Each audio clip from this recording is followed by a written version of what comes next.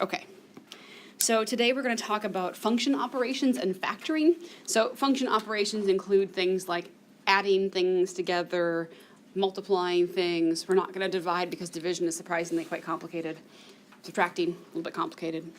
So the first thing is just some vocabulary. So an algebraic expression, these are formed using constants, variables, and the operations of addition, subtraction, multiplication, division, raising to powers, taking roots. Notice that stuff that's not included are like taking like the sine or cosine of something. Have you guys heard of sine and cosine before? Or natural logs, not included, okay? So algebraic stuff is just addition, subtraction, multiplication, division, powers, and roots. So examples would be stuff like the cube root of x squared plus 5, something like that. 5x squared minus 7x plus pi, because why not add an irrational number? Or something like x squared minus 1 over 2x plus 3. Those are all algebraic expressions. Something that's not would be like ln of x plus 10. That's not an algebraic expression. That's something different.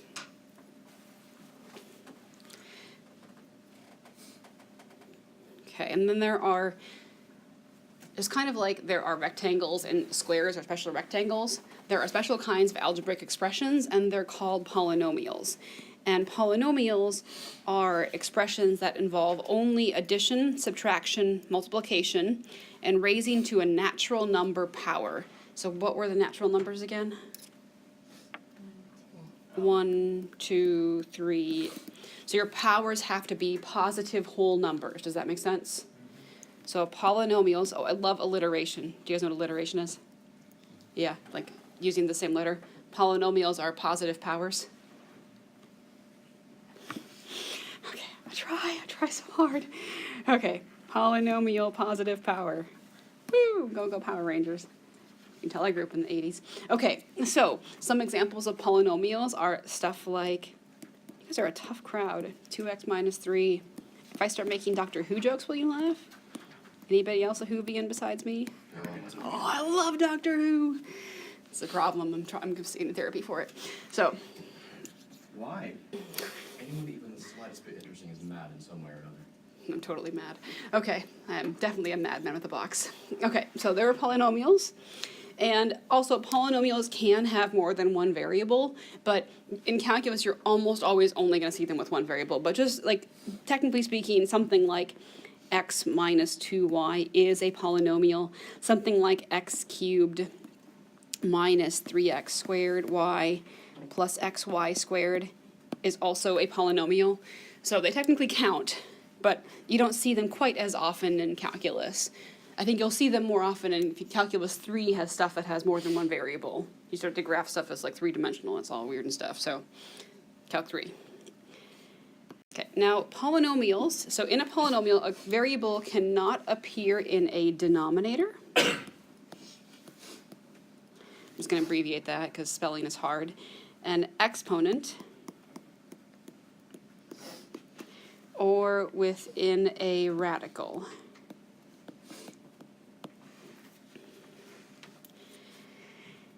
And then a polynomial in one variable is constructed by adding stuff in a form of this, which is just saying like adding stuff where you have numbers times something to a power. The powers have to be whole numbers, but the numbers in front of the powers could be irrational things. Like, it's totally okay to have pi x to the 6th. Does that make sense? Okay, it's also okay to have square root of 2x to the 7th, right? That's also fine. The kicker is the power is the whole number thing. And the same thing is true when you have two variables. It's just that both the powers on the x and the y have to be whole numbers, but the number in front called the coefficient can be any kind of number at all, any real number. We're not going to have imaginary polynomials. So, and the degree of the polynomial is the highest, is the degree, or what I would say is the power of the non-zero term with the highest power. And that's easiest to explain with an example. So let's look at the next one. It says, which are polynomials, which are not, and if it is a polynomial, give its degree. So like this one, is this first one a polynomial? Yes. and its degree is equal to 2. It's the highest power. If the polynomial is written in what's called standard form, often the highest power is the power of the first thing, but polynomials are often written in reverse standard form where they go like constant down to the highest thing. So, how about the second one? Is that a polynomial? No. Next one. No. That's something called a rational function, which we'll discuss later in this class. Is this next one a polynomial? Yes. So the root 2 is just, there's no x there, right? You just added a number, that's okay. So what is the degree of that polynomial? 4. And in the terms of polynomials, the degree kind of like talks about the size of it, like how big it is. So bigger powers are kind of like bigger functions. And that will matter. Has anybody ever done division with polynomials? And the degree matters a lot. Yeah, and ordering them matters a lot too. We're probably going to discuss that in this class. If you've seen it, no problem. I haven't seen it either. Okay, add the following polynomials. So when you add polynomials, all you do is combine like terms, right? Yeah, okay, adding's easy. So I'm going to write down my steps, but go ahead and just see if you can add these and get the right thing. It's a quite a long answer.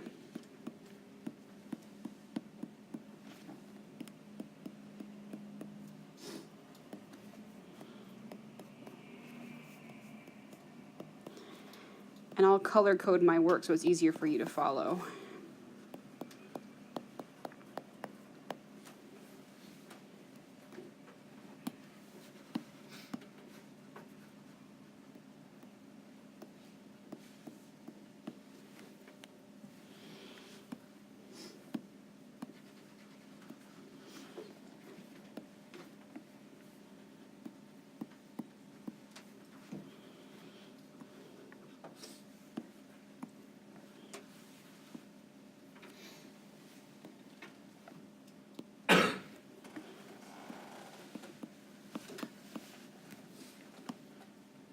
Running out of colors.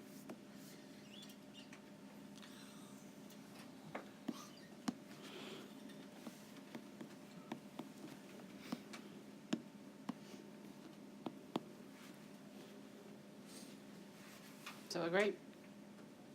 Is it actually visible? It was 90% right. You're not, okay. I forgot the 7x, so I am not right, thank you. I'm gonna pretend that I made that mistake on purpose and I was testing you, and you passed. Good job. I forgot the 7x. So negative 5x plus 7x should have been plus how much x? 2x. I made my first major mistake this semester. That is one of many, so be careful. Some people make mistakes on purpose to test their students. I don't actually do that, but it ends up happening like inadvertently. So if something seems wrong, let me know. I'm not going to get mad at you. I'm going to get mad at me. Okay, great. Now subtraction is a bit more tricky. So the first tricky thing is figuring out what order this is. So it says subtract 4x squared minus 3x plus 5 from x squared minus 8. So who's first? X squared minus 8 is first. Does that make sense? Like I think about numbers, you know, take 2 from 7 is 7 minus 2, right? So this is x squared minus 8 minus 4x squared minus 3x plus 5. So that's tricky thing number 1. What is tricky thing number 2? Anybody know? The middle term. The negative does what? Distributes to everything. So this becomes, and that's really because this is a negative 1, and you sort of multiply it through. Does that make sense? Okay, so that's the same thing as x squared plus 8, or minus 8, had 2 mistakes in a row, minus 4x squared plus 3x minus 5, right? Just flip-flops all of a sudden. And then from there, just add like terms. Super easy. So negative 3x squared plus 3x. And then I think about minus 8 as in it's 8 below, goes like outside right now, and goes down 5. It got even colder, so it's negative how much now? 13. Great. Awesome. Part B is the exact same thing. How about you try it?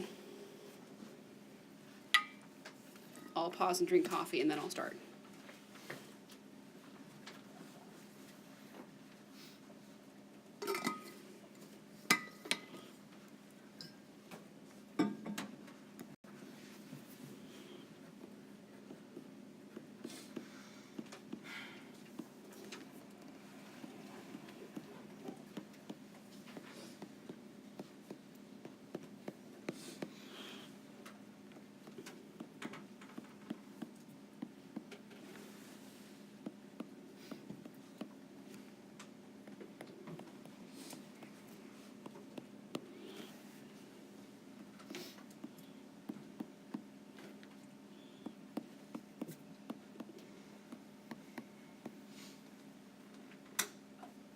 I don't know how fast I'm relative to you, but does that look like what you got? Okay. Yep. All right, great. So subtraction, not super hard. Now, this is the really hard thing about review stuff, is I don't think this book thought through it super thoroughly, because they had you multiply things with radicals before you multiplied polynomials, and polynomials are easier, right? So just think about this as distribution on steroids. Okay, so you just have to distribute everything, and you've got to be kind of systematic about it. And I think that the best method, after like years of teaching this, is to think you got the first thing in the first set of parentheses, distribute that. Does that make sense? And you got the second thing in the first set of parentheses, then distribute that. The only thing to be a little bit careful about is that when you distribute the 3, the negative goes with it. Does that make sense? Okay, so first we get, so if I do 2x times 2x squared, what's that? 4x cubed. Plus, next comes, 6x squared. and then, great. And it's my own inability to plan, but I often run out of space, so I like write the next stuff on the next line. So next we do negative 3 times 2x squared. What does that make? Negative 6x squared. And I'm going to put it right here because then I can just add up and down, add vertically, right? Okay, and then minus 9x, and then lastly, plus or minus? Plus 6. And what happens when you have 6x squareds and I take away your 6x squareds? You cry, because they're all gone. Yep, exactly. So 4x cubed minus 13x plus 6.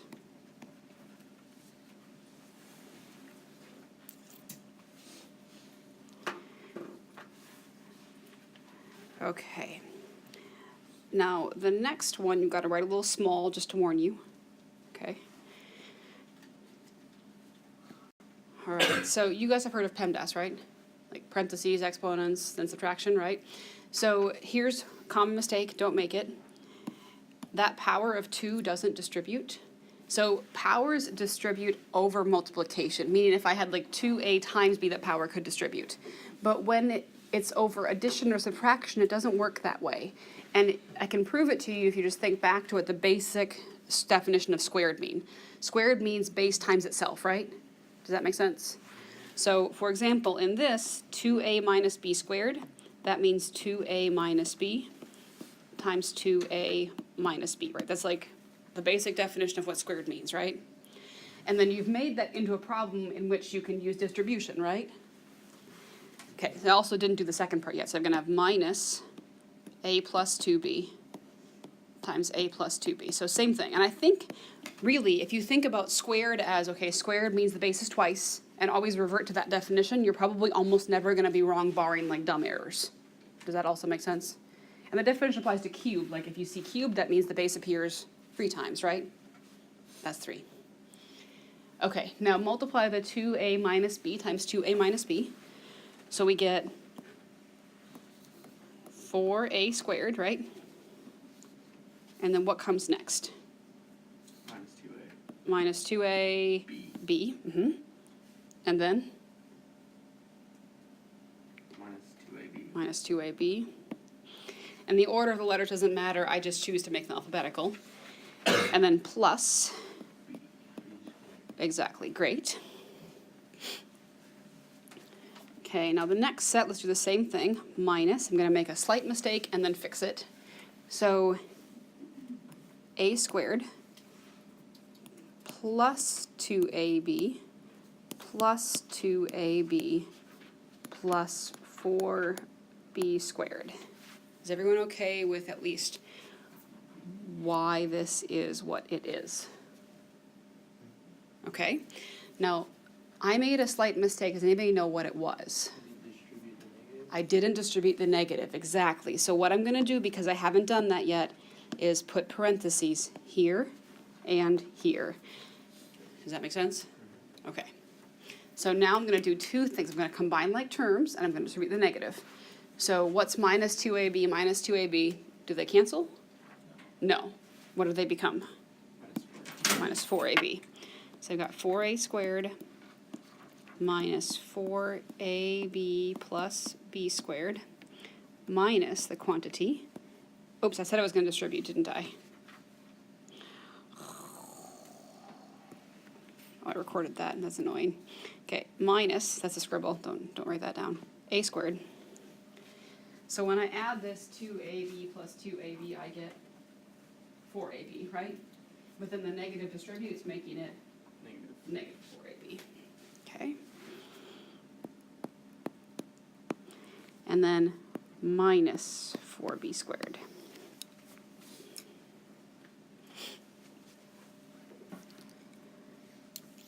Okay, so what's your final answer then?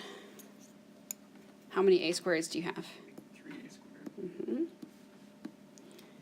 And then minus how many ab's? 8. And then how many b squareds? 3. Negative or positive? Negative. Negative.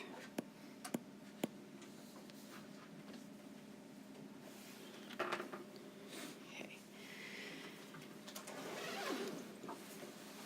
All right, so back in the day when you were in like elementary school, you probably, or even maybe algebra, you talked about how to factor numbers into products. Does that ring a bell?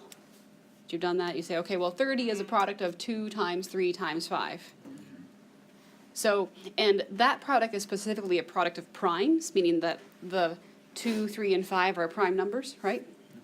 So we're going to do the same thing with polynomials, so, or algebraic expressions. So we're going to factor things like, we'll be given something like x squared plus 4, and the puzzle is like what 2 things multiplied together to make that, if anything, okay? Because polynomials can be prime just like numbers can be prime. But figuring out if numbers are prime is actually quite tricky. You just know a few of them because you can like reason through them well, but like figuring out if a big number is prime is actually used in like developing like fancy unbreakable codes. So yeah, it's a common code making technique is using math and big prime numbers. So I don't know a lot about it, I just know that it occurs. So for example, this polynomial, x plus 2 is prime, because you can't write it as something times something else. But x squared minus 9 isn't, because x squared minus 9 equals x plus 3x minus 3. But these 2 things are primes. That's completely factored. And you should have seen factoring in a previous class. Like, I know I taught it in Algebra 1 and Algebra 2, which you probably all had, right? Yeah. Okay. So the first thing is, if you are factoring, is this thing called taking out the greatest common factor, which is kind of like undoing distribution. So you look and see what is the biggest thing you can divide evenly into all 3 of those terms. So what's the number that can divide into all 3 of them? 3. And then x and y. Okay, and you think about, and the way you found the powers, you look at the powers and you pick the lowest such power when you compare them. Okay? And then you think, okay, well, if I divide out 3xy, 3 divided by 3 is 1, right? What's x squared, x, this is the answer. What's x cubed divided by x? X squared. And then y divided by y is 1. So that's x, just x squared, I think. Minus. So what's 6 divided by 3? 2. X squared divided by x will be x, and then y. And the last term, what's that going to be? Minus y squared. And since this is the reversal process, this is like, this way is factoring, how could you check your answer? You could distribute. You could just multiply it back through, right? So one thing that will happen is if you haven't gotten everything in common out of it, it's not done. Does that make sense? Like, so if there should be no common sort of factors between the x squared, this, and that. So there's no x's in this term, right? So nothing in common. There's no y's in that term, nothing in common, right? There's no numbers that will, other than 1, that divide evenly into all those things. So, we're done. Now here's a weird one. Have you guys seen weird ones like this before? It's okay if you haven't. So, these both have both this term and this term.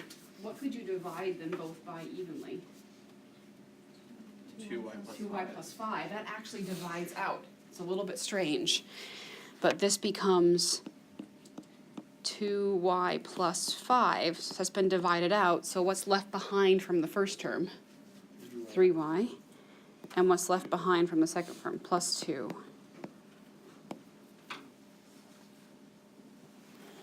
So this is actually the common thing that undistributes and factors out. Is that a little mind-blowing? Let me explain that more, or are you okay with it? Yes? The one that was before this, we just pulled out. Sorry, I just see it. Okay. Any additional questions about that one? Should we explain a little bit more, or do you think you get it? Okay. The next one, we're going to make it look like the previous one. And this is something called grouping, and some people teach, some people don't. But you try to look and see, do the first two terms have something in common that you can factor out, and do the last two terms have something in common? And right now, as is, they don't. You see how there's no commonality between the wy and the xz, right? And there's no commonality here either, right? But because these operations are commutative, you can move terms around. These two have an x in common, right? These two have what in common? Why? W and also 3, right? So I'm going to move this 3wz in front of the negative xz. So I'm going to rearrange the stuff like this. So I'm going to make it 6wy plus 3wz minus x. I'm going to do one more thing too. I guess that'll work. Let me think for a second. Sure, it'll work. Minus xz minus 2xy.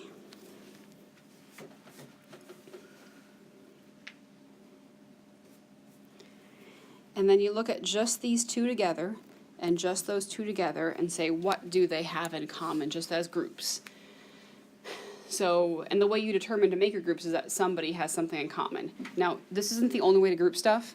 You could have also put the 2xy with the 6wy. Okay, there's lots of ways to do this correctly. This isn't the only one. So what's the greatest common factor in the first set of two? 3w. And that will be, we're left behind with 2y plus z.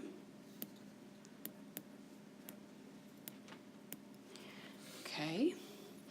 Now the next two, it's actually good I did this way because it makes it a little bit trickier and it's good to explain what happens. They obviously have an x in common, right? What else do they have in common? -1. Negative, exactly. So let's take out negative x, which makes it z plus 2y. Is everyone okay with that? Okay, so the negative also undistributed. And now, is it or is it not just like the last one? Is this 2y plus z the same thing as z plus 2y? Yes. Technically, yes. You can take that out now. So you get 2y plus z times 3w minus x. And that's a technique called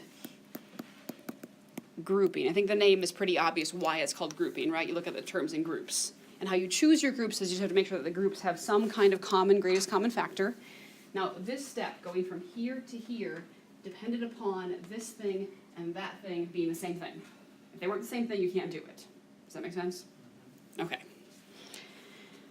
Now, the most common factoring you see is stuff like this. You should be able to do this without having to think very much about it.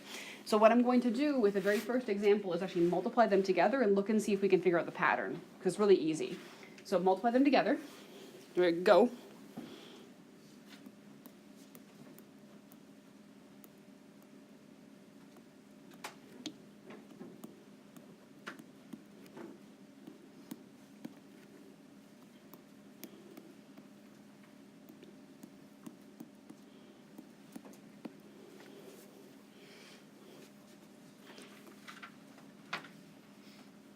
Did everybody get x squared minus 4x minus 21?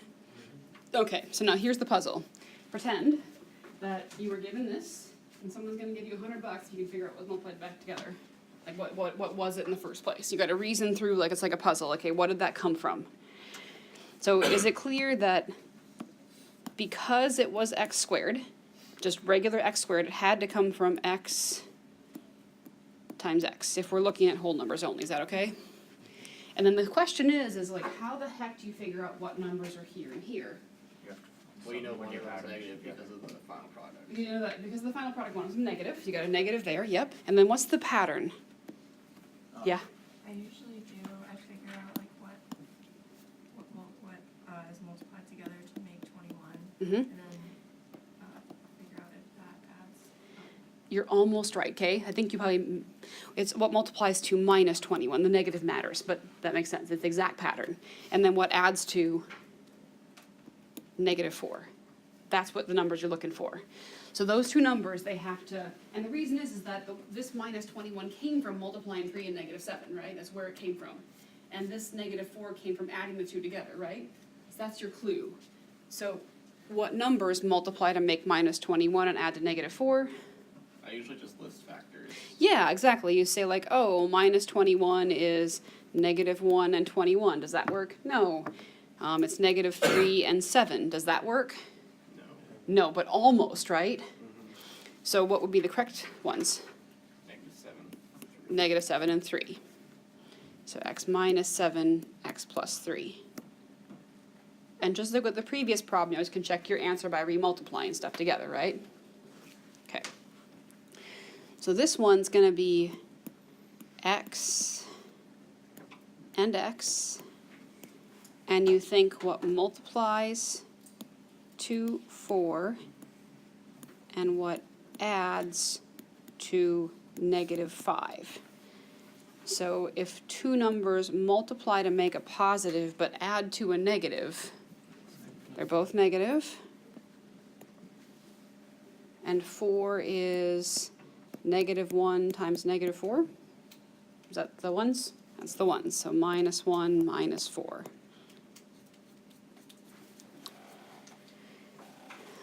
Also, just make sure you understand this pattern depends on it being x squared. When you have like 2x squared, the pattern's different, okay? All right, this one. So we'll have x and x. Will we have both positive, both negative, or one of each? Both negative. Both negative. Okay, they've got to multiply to 12 and add to negative 8. So 12 is it negative 1 and negative 12? No. Is it negative 2 and negative 6? Yes. Personally, if you can get it right away, great. If you can't, I would suggest being somewhat systematic in your list. Does that make sense? Like start with 1 in the number, 2 in the number, if possible 3 in the number, 4 in the number. Does that make sense? So go through the list sort of systematically, or else you're going to forget what you've guessed already. That's what happened to me. Now, polynomials that are prime should be really, really obviously prime, okay? Not like you just can't figure it out. Like this one, we would need something that multiplied to 7 and added up to 5. Is that possible? No. No. Okay, so that one is prime. So the only prime ones you should see should be pretty obvious. Does that make sense? This next one, you're like, but there is no x in the middle, right? Oh, but there is. I'm going to make one. X squared plus 0x plus 4. Okay, does that make sense? So, okay, we need stuff to multiply to make positive 4 and add up to 0. So 4 is 1 times 4, right? It's 2 times 2. Why is negative 2 and positive 2, why is that not actually even an option? Because they multiply to make negative 4, not positive 4, right? So are there any things that multiply to make 4 and add to 0? No. So that one's also prime. Does that make sense? Okay, how about this one? What is the middle number with that x? 1. 1, yep. Technically negative 1, but I think you know what you mean. So we need things that multiply to make negative 1 and add up to negative 56. You Other way around. You got that backwards. Oh, jeez. Yeah. Ah! It's too early. Okay. Multiply to negative 56 and add to negative 1. I'll say it louder. Negative 8 and 7. Yeah. Oh, the point is the negative has to be on the right one. Yep, exactly. So this will be x minus 8, x plus 7. And that's the most common kind of factoring you're going to see. We'll do some of the harder ones on Tuesday because you have Monday off. So.